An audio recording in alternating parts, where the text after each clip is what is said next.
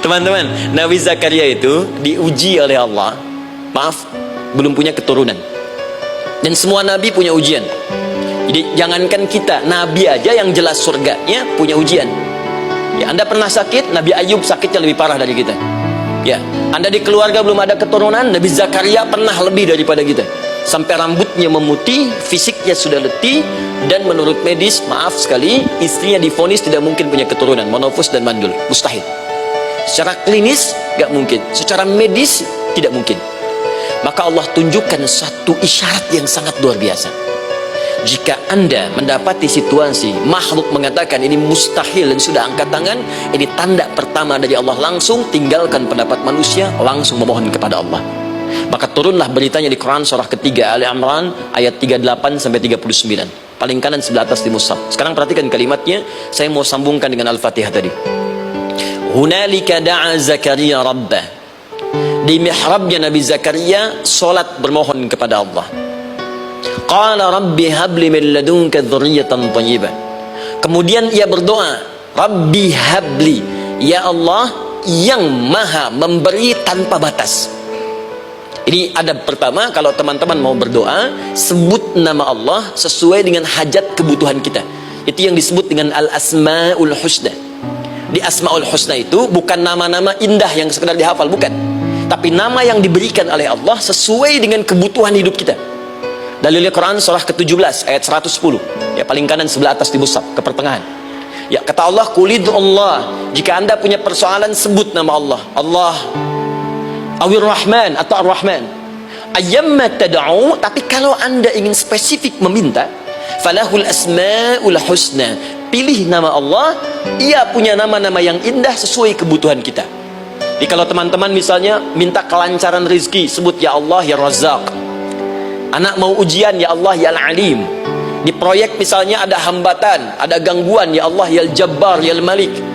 Ingin mudah mengatasi ujian, ya Allah ya Sabar. Minta. Ya, jangan semuanya disebutkan, nanti jadi beban.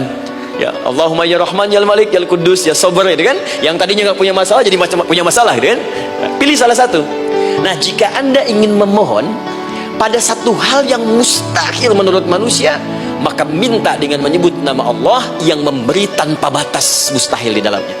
Nama Allah tersebut namanya Wahhab. Wahhab. Ya Allah, ya Wahhab, Al-Wahhab. Kalau kita rubah dalam bentuk permintaan, maka singkat kalimatnya dengan hab. Hab. Untuk sendiri habli, untuk banyakkan hablana. Rabbana hablana min azwajina wa dzurriyyatina qurrata a'yun. Nabi Zakaria minta karena sendiri yang mengalami situasi itu, maka beliau katakan, Rabbi habli, ya Allah habli min ladunka, ya Allah yang tak punya batas dalam pemberian. Mereka mengatakan aku tak akan punya keturunan. Mereka mengatakan mustahil aku punya anak.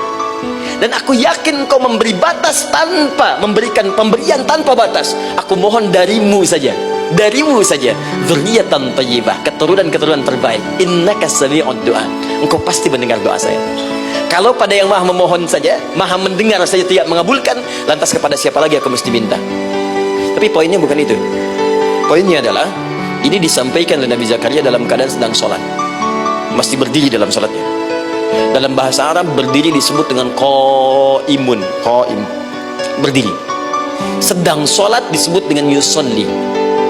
Perhatikan ayat 39-nya. Fanadatul malaikatu wa huwa qaimun yusolli fil mihrab. Maka seketika ketika doanya selesai dipanjatkan, sholatnya belum selesai. Doanya selesai dipanjatkan, seketika datang malaikat menyampaikan, kamu dapat kabar gembira, Anda akan punya anak, bahkan namanya langsung diberikan oleh Allah, Yahya, artinya hidup. Yang mustahil menurut manusia, lahir dari rahim seorang perempuan yang divonis monopus dan mandul, kata Allah, bagiku yang gak ada yang mustahil. Jadi dan hidup dia. Kapan itu terjadi? Masih sholat dan belum selesai dalam sholatnya, dalam keadaan berdiri.